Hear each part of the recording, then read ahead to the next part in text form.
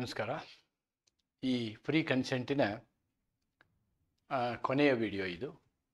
So today I am discussing about mistake, ತಪ್ಪು ಭ್ರಮೆ ಅಂತಕ್ಕಂಥದ್ದು. See we have discussed so many things in free concept. Free concept starts with coercion, undue influence, fraud, misrepresentation.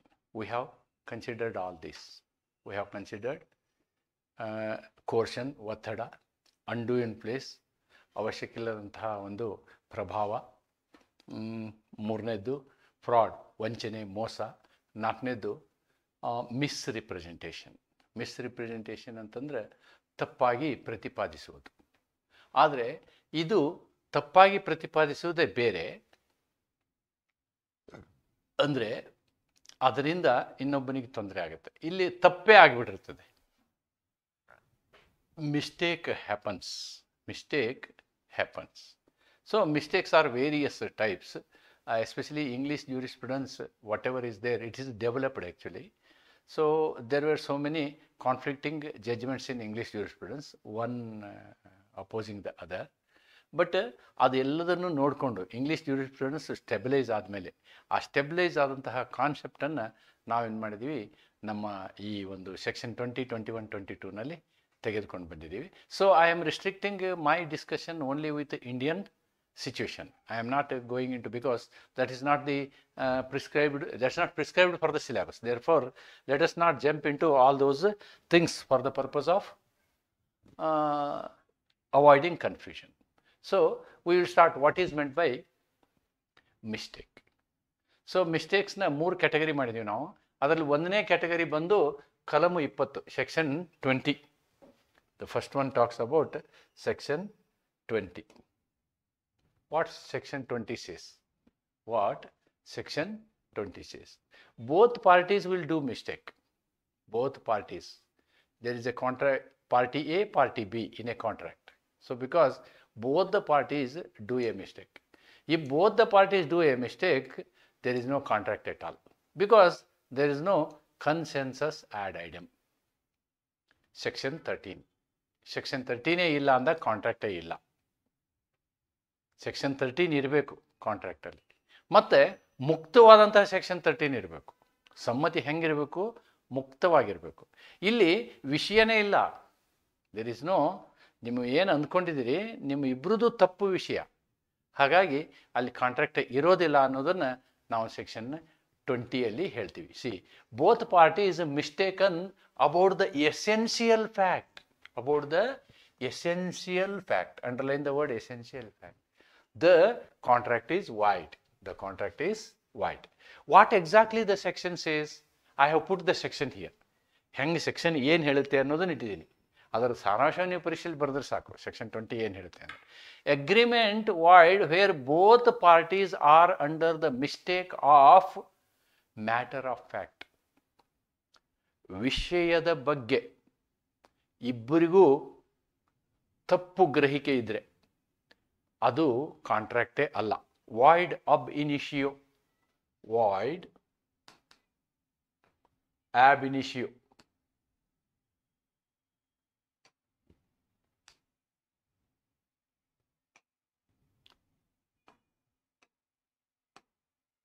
Void ಆಬ್ initio ಅಂತ ಹೇಳ್ತಾರೆ. ಪೂರ್ವಾನ್ವಯವಾಗುವಂತೆ contract ಇಲ್ಲ. There is no contract. When both parties to an agreement are under a mistake as to a matter of fact essential to the agreement, the agreement is void. The agreement is void. Explanation for that. An erroneous opinion as to the value, ಬೆಲೆಯ ಬಗ್ಗೆ ಏನಾದರೂ ತಪ್ಪು ಕಲ್ಪನೆ ಇದ್ದರೆ ಇದು apply ಆಗೋದಿಲ್ಲ. An erroneous opinion as to the value of the thing which forms the subject matter of the agreement is not to be deemed as a mistake of matter of fact. ಒಂದು ವಸ್ತುವಿನ ಬೆಲೆ ಬಗ್ಗೆ ಏನಾದ್ರು ತಪ್ಪು ಕಲ್ಪನೆ ಇದ್ದರೆ ಅದನ್ನು ನೀವು ಮಿಸ್ಟೇಕ್ ಆಫ್ ಫ್ಯಾಕ್ಟ್ ಅಂತ ಹೇಳೋಕ್ಕಾಗಲ್ಲ. That is not applicable under section 20. ಎರಡೂ ಪಕ್ಷಗಳು ವಾಸ್ತವದ ವಿಷಯದಲ್ಲಿ ತಪ್ಪಾಗಿ ಇರುವ ಒಪ್ಪಂದ ಅಮಾನ್ಯ. ಒಪ್ಪಂದದ ಇಬ್ಬರೂ ಪಕ್ಷಗಳು ಒಪ್ಪಂದಕ್ಕೆ ಅತಿ ಮುಖ್ಯವಾದ ವಾಸ್ತವದ ವಿಷಯದಲ್ಲಿ ತಪ್ಪಾಗಿ ಗ್ರಹಿಸಿದ್ದರೆ ಆ ಒಪ್ಪಂದವು ಅಮಾನ್ಯ. ತಪ್ಪಾಗಿ ಗ್ರಹಿಸಿದ್ದರೆ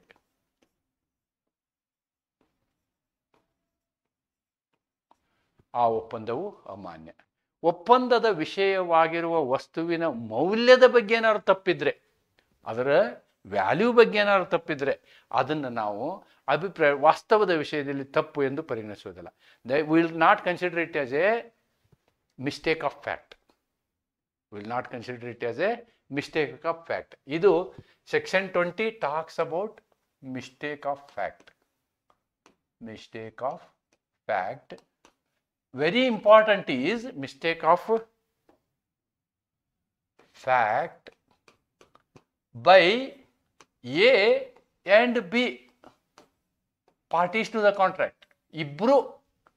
ಇಬ್ರು ತಪ್ಪು ತಿಳ್ಕೊಂಡಿದ್ರೆ ವಿಷಯದ ಬಗ್ಗೆ, then there is no contract at all. That is the concept of section 20. That is the concept of section 20. Section 20ಗೆ illustration ಇದಾವೆ, 3 ಇಲಸ್ಟ್ರೇಷನ್ ಇದಾವೆ. Let us see the illustration. ಎಲ್ಲ ಇಲಸ್ಟ್ರೇಷನ್ನು ನಾನು ಇಷ್ಟೊತ್ತಿನವರೆಗೆ ನಿಮ್ಗೆ ಏನು ಹೇಳಿದೆ ಅದರ ಅರ್ಥವನ್ನೇ ಕೊಡ್ತೇನೆ. A agrees to sell to B specific cargo goods suppose to be on its way from England to Bombay. ಇಂಗ್ಲೆಂಡ್ನಿಂದ ಬಾಂಬೆಗೆ ಟ್ರಾನ್ಸಿಟಲ್ಲಿ ಇರ್ತವೆ, ಶಿಪ್ಪಲ್ಲಿ ಇರ್ತವೆ ಗೂಡ್ಸು. ಆವಾಗ ಎ ಮತ್ತು ಬಿ ಮಾತಾಡಿಕೊಂಡು ಅದು ಪರ್ಚೇಸ್ ಸೇಲ್ ಮಾಡ್ಕೊತಾರೆ.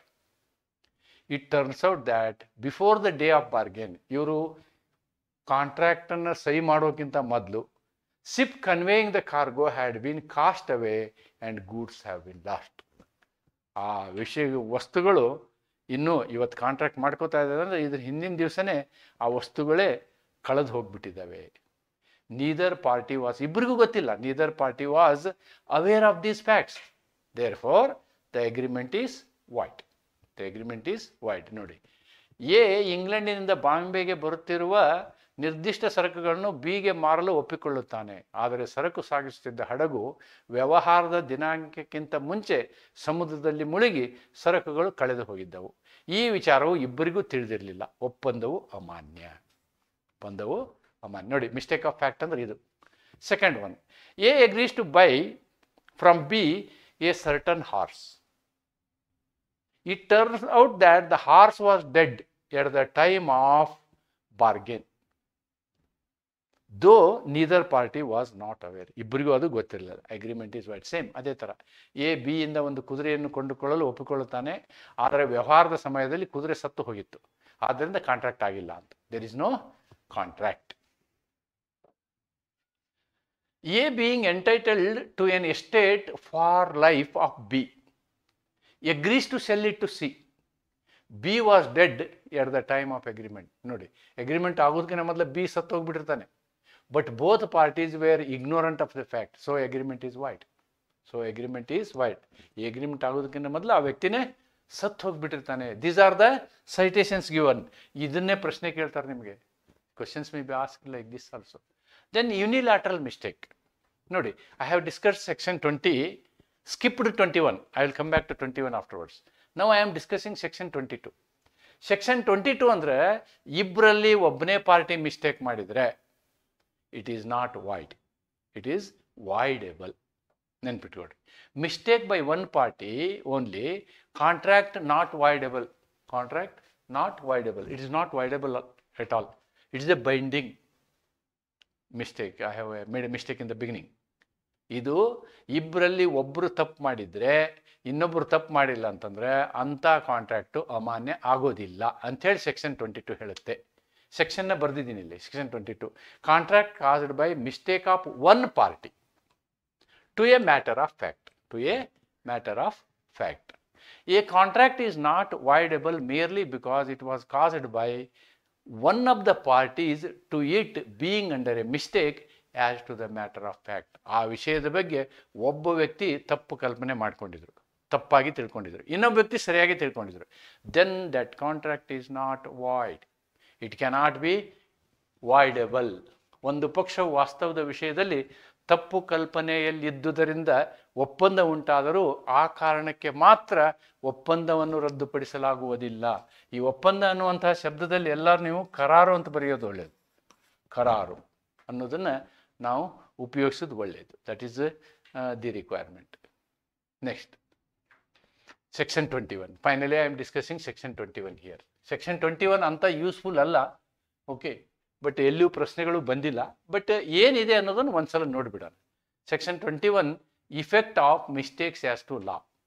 ಒಮ್ಮೊಮ್ಮೆ ನಾವು ಕಾನೂನನ್ನು ತಪ್ಪು ತಿಳ್ಕೊತೀವಿ. ಇಫ್ ಇಟ್ ಈಸ್ ಇಂಡಿಯನ್ ಕಾನೂನ್, this position is different. If it is foreign law, position is different. ಏನು ಅನ್ನೋದು ನೋಡೋಣ. A contract is not voidable as it was caused by mistake of any law of India. ಅಕಸ್ಮಾತು ನೀವು ಭಾರತದ ಒಂದು ಕಾನೂನು ಅದನ್ನು ತಪ್ಪಾಗಿ ಗ್ರಹಿಸಿಕೊಂಡಿದ್ದು ಕಾಂಟ್ಯಾಕ್ಟ್ ಮಾಡಿದರೆ ಅದರಿಂದ ನಿಮ್ಮ ಕಾಂಟ್ರಾಕ್ಟು ವಾಯ್ಡ್ ಆಗೋದಿಲ್ಲ. ನಿಮ್ಮ ಕಾಂಟ್ರಾಕ್ಟು ಭಾರತದ ಕಾನೂನನ್ನ ನೀವು ತಪ್ಪಾಗಿ ಗ್ರಹಿಸಿಕೊಂಡು ನೀವು ಕಾಂಟ್ರಾಕ್ಟನ್ನು ಮಾಡಿಕೊಂಡು ಇಲ್ಲ ನಾ ಕಾನೂನನ್ನು ತಪ್ಪು ತಿಳ್ಕೊಂಡಿದ್ದೆ ಅಂತ ಹೇಳೋಕ್ಕೆ ಆಗೋದಿಲ್ಲ. But if it is mistake as to law not in force has the same effect as mistake of fact. Mistake as to law not in force in India. Not in force in India ಅಂತಂದರೆ ಅದು ನಮ್ಮ ದೇಶದ ಕಾನೂನಲ್ಲ. ಆವಾಗ ಅದನ್ನು mistake of fact ಅಂತ ತಿಳ್ಕೊತೀವಿ. So it will go back to either section 20 or section 22.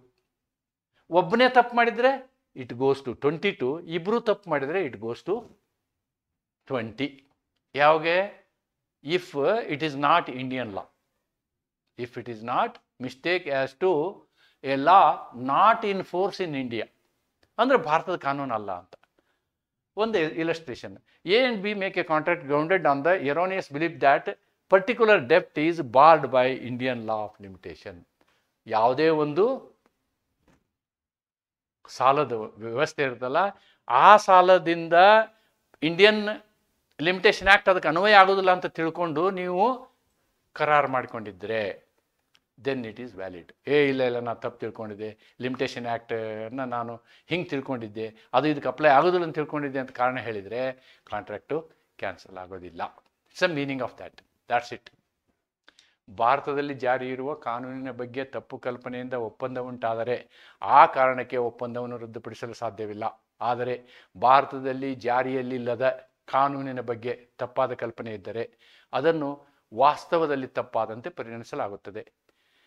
A ಮತ್ತು B ನಿರ್ದಿಷ್ಟ ಸಾಲವು ಭಾರತದಲ್ಲಿ ಜಾರಿ ಇರುವ ಕಾಲಮಿತಿಯ ಕಾನೂನಿನ ಪ್ರಕಾರ ಬಾರದಾಗಿದೆ ಎಂದು ತಪ್ಪು ಕಲ್ಪನೆ. ನಿಮಗೆ ಲಿಮಿಟೇಷನ್ ಆ್ಯಕ್ಟ್ ಅಪ್ಲೈ ಆಗಲ್ಲ ನಮ್ಮ ಕಾನೂನು ನಮ್ಮ ಲೋನ್ಗೆ ಅಂತ ತಿಳ್ಕೊಂಡಿದ್ರೆ ನಿಮ್ಮ ತಪ್ಪದು. It is your mistake of understanding limitation law. ಅದಕ್ಕೋಸ್ಕರ ನಾವು ಕಾಂಟ್ರಾಕ್ಟನ್ನು ವಾಯ್ಡ್ ಮಾಡಲಿಕ್ಕೆ ಆಗಲ್ಲ. ಇಟ್ ಈಸ್ ನಾಟ್ ವಾಯ್ಡೇಬಲ್ ಅನ್ನೋದು. ಈ ಒಂದು ಏನು ಮಿಸ್ಟೇಕ್ ಇದೆಯಲ್ಲ, ಇದ್ರ ಮೇಲೆ 3 ಫೇಮಸ್ ಕೇಸ್ಗಳನ್ನು ನಾನು ಡಿಸ್ಕಸ್ ಮಾಡಿದ್ದೀನಿ.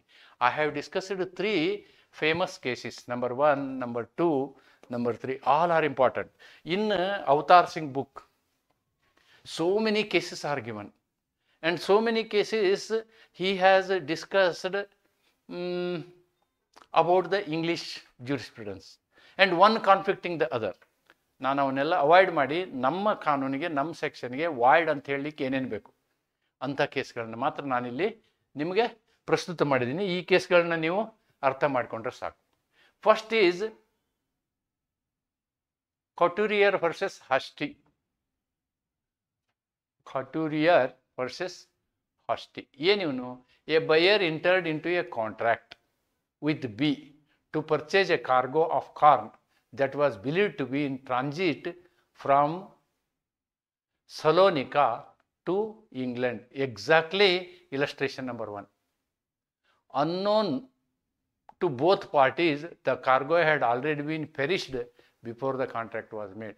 As the corn had become fermenting and was sold by a ship's master at Tunis, the buyer refused to pay, claiming that there was no contract as the subject matter did not exist. ನೋಡಿ, this is the issue. Exactly illustration 1. ಖರೀದಿದಾರನು ಮಾರಾಟಗಾರನಿಂದ ಗ್ರೀಸ್ನ ಸೆಲೋನಿಕಾದಿಂದ England ಕಡೆಗೆ ಸಾಗಿಸುತ್ತಿದ್ದ ಸರಕನ್ನು ಕೊಂಡೊಯ್ಯಲು ಒಪ್ಪಂದ ಮಾಡಿಕೊಳ್ಳುತ್ತಾನೆ. ಇದು ಮಕ್ಕಳ ಅಲ್ಲ, ಇದು this is something wrong here. Purchase A cargo, ವಸ್ತುಗಳು.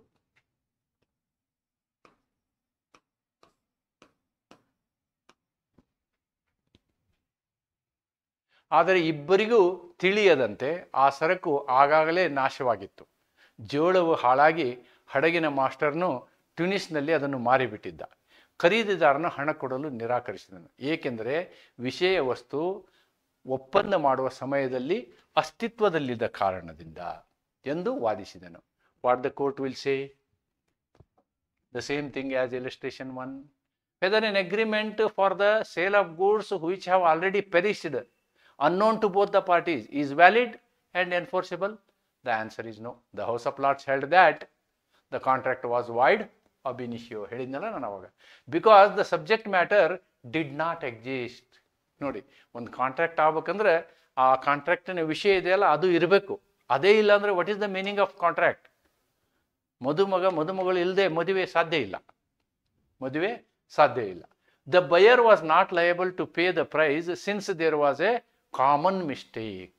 Common means both have mistook it of fact regarding the existence of goods. ಲಾರ್ಡ್ಗಳ ಸಭೆ ತೀರ್ಮಾನಿಸಿದ್ದು ಒಪ್ಪಂದ ಅಮಾನ್ಯ, ಏಕೆಂದರೆ ಒಪ್ಪಂದದ ಸಮಯದಲ್ಲಿ ವಿಷಯ ವಸ್ತು ಅಸ್ತಿತ್ವದಲ್ಲಿರಲಿಲ್ಲ. ಸರಕುಗಳ ಅಸ್ತಿತ್ವದ ವಿಷಯದಲ್ಲಿ ಎರಡೂ ಪಕ್ಷಗಳಿಗೂ ತಪ್ಪು ಮಾಹಿತಿ ಇತ್ತು. ಆದ್ದರಿಂದ ಖರೀದಿದಾರನು ಬೆಲೆ ನೀಡುವ ಬಾಧ್ಯತೆಯನ್ನು ಹೊಂದಿಲ್ಲ. This is the principle. If the subject matter of an agreement has already perished or does not exist at the time of making of the agreement and both the parties are not knowing it, the agreement is void. That is what section 20 says. That's it. Next case, Cooper versus Pibbs. Idu one famous case, Cooper versus Pibbs. What is this case? Cooper entered into an agreement with Pibbs to take a lease of fishery. Both the parties believed that fishery belonged to Pibbs. Fishery belong to Pibbs, ಅವಂದೇ ಅಂತೇಳಿ ಅಂದ್ಕೊಂಡಿದ್ರು. In reality the fishery already belong to Cooper himself. Though through inheritance rights. ನೋಡಿ, ಇಬ್ರು ಏನು ವ್ಯವಹಾರ ಮಾಡಿದ್ರು ಅಂತಂದ್ರೆ very interesting case. ಇಬ್ರು ಏನು ವ್ಯವಹಾರ ಮಾಡಿದ್ರು ಅಂತಂದ್ರೆ ಕೂಪರ್ ಪರ್ಚೇಸ್ ಮಾಡ್ತಾನೆ. ಯಾರ ಕಡೆಯಿಂದ? ಪಿಬ್ಸ್ ಕಡೆಯಿಂದ. ಏನು ಪರ್ಚೇಸ್ ಮಾಡ್ತಾನೆ? ಆ ಫಿಶರಿನ ಪರ್ಚೇಸ್ ಮಾಡ್ತಾನೆ. ಆದರೆ ಕೂಪರ್ಗೆ ಗೊತ್ತಿರೋದಿಲ್ಲ ಈ ಇನ್ಹೆರಿಟೆನ್ಸ್ ಕಾಯ್ದೆಯಿಂದ ಅವನೇ ಓನರು ಅಂತ. ಅಂದರೆ ತನ್ನ ಫಿಶರಿನ ತಾನೇ ಪರ್ಚೇಸ್ ಮಾಡ್ಕೊತಾನೆ. Because he was not knowing that it belongs to him. At the same time Pibbs was also not knowing that already it has gone to Cooper. ಅದು ಅವನಿಗೂ ಗೊತ್ತಿರೋದಿಲ್ಲ. Thus Cooper was essentially agreeing to take a lease of his own property which was legally impossible. ಯಾರಾದರೂ ನನ್ನ ವಸ್ತುನ ನಾನು ಖರೀದಿ ಮಾಡೋಕ್ಕಾಗತ್ತಾ? No, that is practically impossible. ಅಂದರೆ ಇಬ್ಬರದ್ದು ತಪ್ಪು ಗ್ರಹಿಕೆ. ಕೂಪರ್ ಪಿಬ್ಸ್ ಜೊತೆ ಒಂದು ಮೀನುಗಾರಿಕೆ ಪ್ರದೇಶವನ್ನು ಬಾಡಿಗೆ ಪಡೆಯಲು ಒಪ್ಪಂದ ಮಾಡಿಕೊಂಡನು. ಇಬ್ಬರೂ ಪಕ್ಷಗಳು ಮೀನುಗಾರಿಕೆಗೆ ಪಿಬ್ಸ್ಗೆ ಸೇರಿದೆ ಎಂದು ತಿಳಿದಿದ್ದರು. ಇಬ್ಬರು ಹಾಗೆ ನಂಬಿದ್ರು. ಆದರೆ ನಿಜವಾಗಿ ಮೀನುಗಾರಿಕೆ ಹಕ್ಕು ಪೂರ್ವಕವಾಗಿ ಕೂಪರ್ಗೆ ಸೇರಿತ್ತು. ಯಾಕೆಂದರೆ ಇದು ಸಕ್ಸೆಷನ್ ರೈಟ್ಸಿಂದ, ಇನ್ಹೆರಿಟೆನ್ಸ್, ವರಸೆ ಹಕ್ಕು ಅಂತಕ್ಕಿಂತ ಇದಕ್ಕೆ ಕನ್ನಡದಲ್ಲಿ ಏನು ಸೂಕ್ತ ಶಬ್ದ ಗೊತ್ತಿಲ್ಲ ನನಗೆ. ಪಿತ್ರಾರ್ಜಿತವಾಗಿ ನಾವೇನು ಹೇಳ್ಬೋದು ಇದಕ್ಕೆ? ಪಿತ್ರಾರ್ಜಿತವಾಗಿ.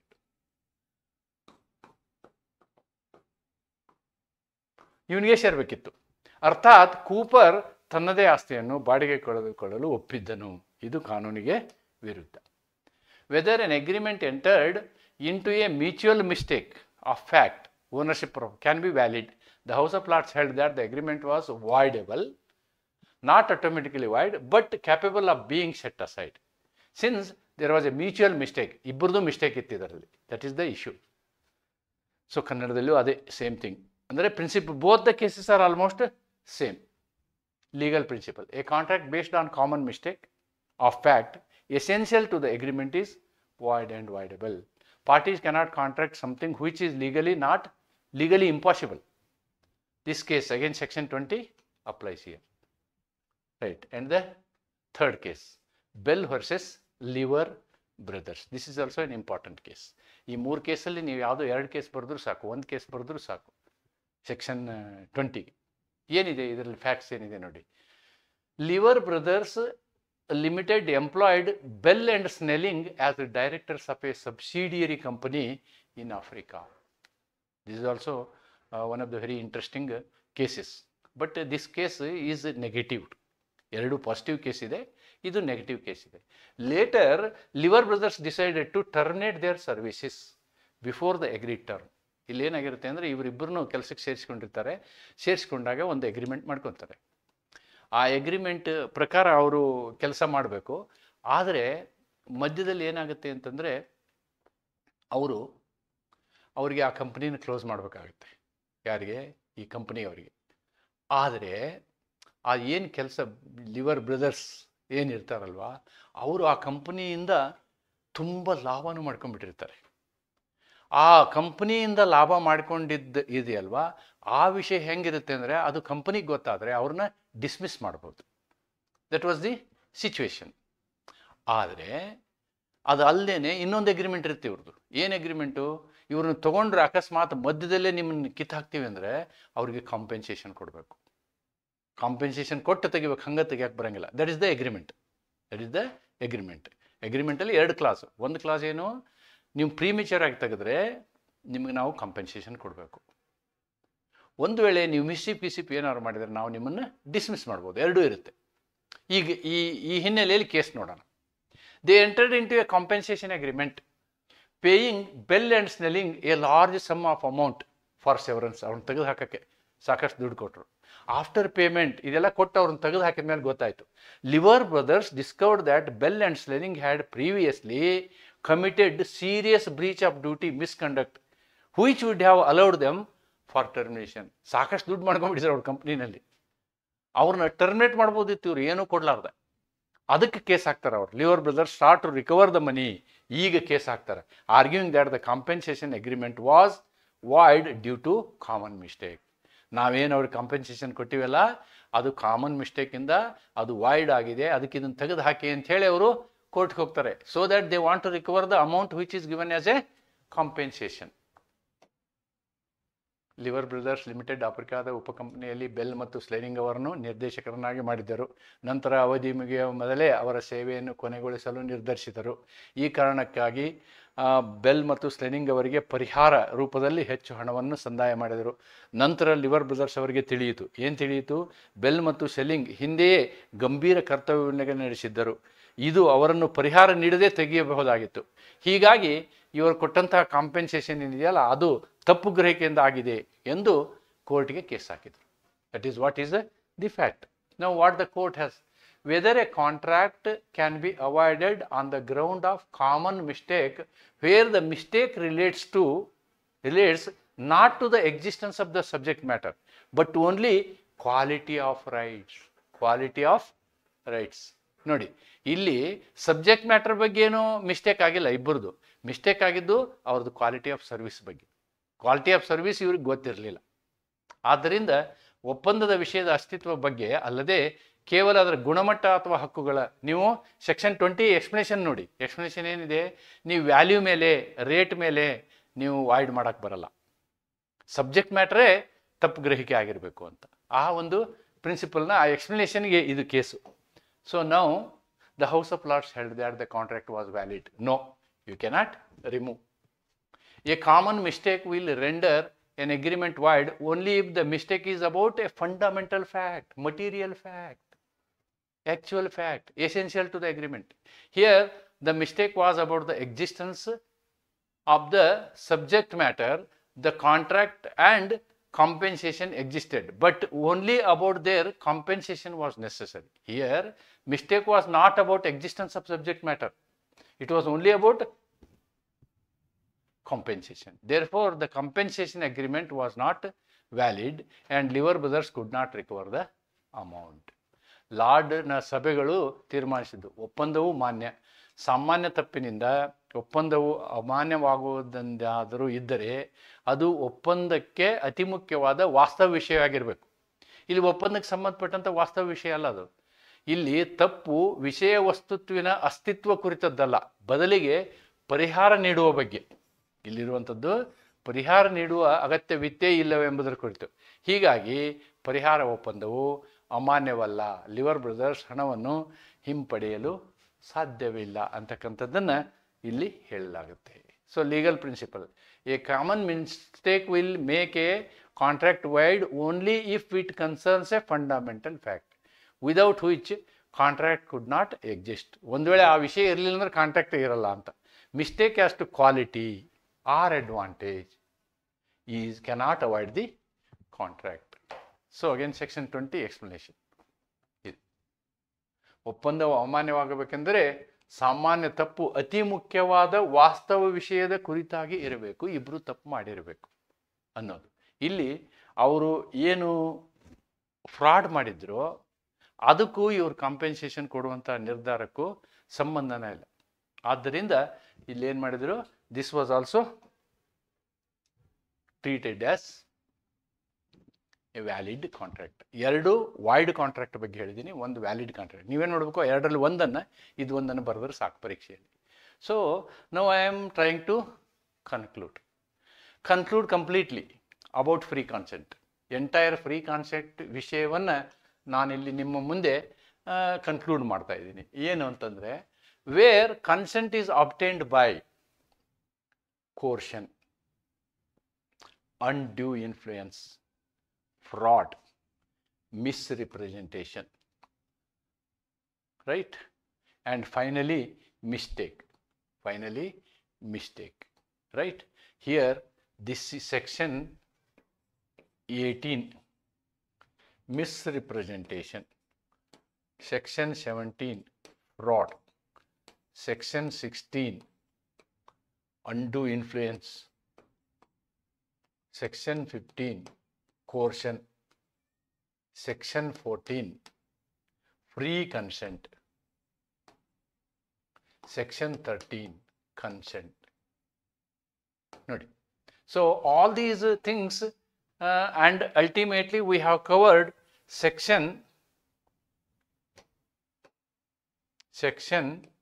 20, 21, 22. All these things I have covered. Whatever I have not discussed these 19 and 19A, which are not that so important. I will just explain them here also, what it is. ಅನ್ನೋದನ್ನು ನಿಮ್ಗೆ ಇಲ್ಲೇ ನಾನು ಅದರ ವಿವರಣೆಯನ್ನು ಕೊಡ್ತೀನಿ, ರೈಟ್? ಈಗ consent, free ಸಮ್ಮತಿ ಇರಬೇಕು ಅಂಥೇಳಿ. ಸಮ್ಮತಿ ಮುಕ್ತವಾಗಿರಬೇಕು. ಸಮ್ಮತಿ ಯಾವಾಗ ಮುಕ್ತವಾಗಿರುವುದಿಲ್ಲ ಅನ್ನುವುದನ್ನು ನಾವು ಏನು ಮಾಡ್ತೀವಿ, ಫ್ರೀ ಕನ್ಸೆಂಟಲ್ಲಿ ಹೇಳ್ತೀವಿ. ಆ ಫ್ರೀ ಕನ್ಸೆಂಟಲ್ಲಿ ಇವೆಲ್ಲವನ್ನು ಬರಿತೀವಿ. ಇವು ಎಲ್ಲವೂ ಇದ್ದರೆ ಅದು ಫ್ರೀ ಕನ್ಸೆಂಟ್ ಅಲ್ಲ ಅಂತ. ಸೆಕ್ಷನ್ 14ನಲ್ಲಿ ಏನು ಬರಿತೀವಿ ನಾವು, ಈ ಎಲ್ಲವುಗಳಿದ್ದರೆ ಯಾವುದು, ಸೆಕ್ಷನ್ 15 ಕೋರ್ಷನ್ ಇದ್ದರೆ, ಒತ್ತಡ ಇದ್ದರೆ, ಸೆಕ್ಷನ್ 16 ಅಂಡು ಇನ್ಫ್ಲೂಯೆನ್ಸ್ ಇದ್ದರೆ, ಸೆಕ್ಷನ್ 17 ಮೋಸ ಇದ್ದರೆ, ಫ್ರಾಡ್ ಇದ್ದರೆ, ಸೆಕ್ಷನ್ 18 ಮಿಸ್ರಿಪ್ರೆಸೆಂಟೇಷನ್ ಇದ್ದರೆ ತಪ್ಪು, ಆಮೇಲೆ ಸೆಕ್ಷನ್ 20 ಮಿಸ್ಟೇಕ್ ಇದ್ದರೆ ತಪ್ಪು, ಗ್ರಹಿಕೆ ಇದ್ದರೆ, ಆಮೇಲೆ ಸೆಕ್ಷನ್ 20 ಕಾನೂನಾತ್ಮಕ ಮಿಸ್ಟೇಕ್ ಇದ್ದರೆ ಅಥವಾ ಒಬ್ಬರೇ ಮಿಸ್ಟೇಕ್ ಇದ್ದರೆ. ಸಿ, ಈ ಮಿಸ್ಟೇಕ್ ಇದ್ದರೆ ವಾಯ್ಡ್, ಇದು ಏನೂ ಅಲ್ಲ, ಇದು ಒಬ್ಬರದೇ ಇದ್ದರೆ no, answer is no, answer is no. ಇದೇನೆಂದರೆ mistake of law, mistake of law depends. Mistake of law ಇದ್ರೆ ಅದು ಇದು ಇರ್ಬೋದು ಅಥವಾ ಇದು. ಇಬ್ಬರದು ಮಿಸ್ಟೇಕ್ ಆಫ್ ಲಾ ಇದ್ರೆ ಇಟ್ ಕಮ್ಸ್ ಟು 20. ಇಬ್ಬರದು ಮಿಸ್ಟೇಕ್ ಆಫ್ ಲಾ ಇಲ್ಲ, ಒಬ್ಬರದೇ ಮಿಸ್ಟೇಕ್ ಆಫ್ ಲಾ ಇತ್ತು ಅಂದ್ರೆ it will go to 22. That's it, it will go to 22. So now let me read the conclusion. Where consent is obtained by coercion, undue influence, fraud, misrepresentation, law provides these things. rescission, restitution, and in case of fraud, damages. These things are available in 19. The contract can be rescinded. Rescission is available in 19 and 19A. 19A ನಲ್ಲಿ ಅಂಡು ಇನ್ಫ್ಲೂಯೆನ್ಸ್ನ ಮೇಲೆ ಕೆಲವು extra rights ಕೊಟ್ಟಿದ್ದಾರೆ 19. Otherwise those are all voidable contracts. Those are all voidable contracts. Right. ಸಮ್ಮತಿ, ಬಲವಂತ, ಅತಿಯಾದ ಪ್ರಭಾವ, ವಂಚನೆ ಅಥವಾ ತಪ್ಪು ನಿರೂಪಣೆಯಿಂದ ಬಂದರೆ ಕಾನೂನು ರದ್ದುಪಡಿಸುವಿಕೆ, ಹಿಂತಿರುಗಿಸುವಿಕೆ ಅಥವಾ ವಂಚನೆಗೆ ಹಾನಿ ಅಥವಾ ಪರಿಹಾರ ದೊರೆಯುತ್ತದೆ. Where both parties are under fundamental mistake.